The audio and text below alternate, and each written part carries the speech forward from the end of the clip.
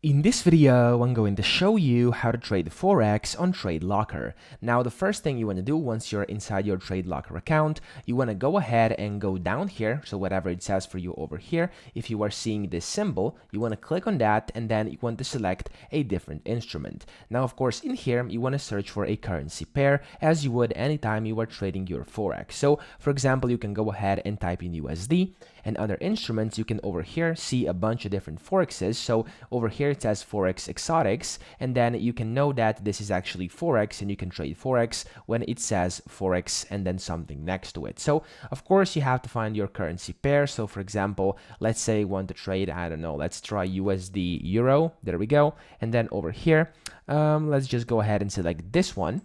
And just like that, you can go ahead and start trading your Forex by, of course, using the buy and sell buttons over here, as well as basically extending this, setting a pending order, which is basically a limit order. You can set stop losses, trailing stop losses, take profits, and risk orders, etc.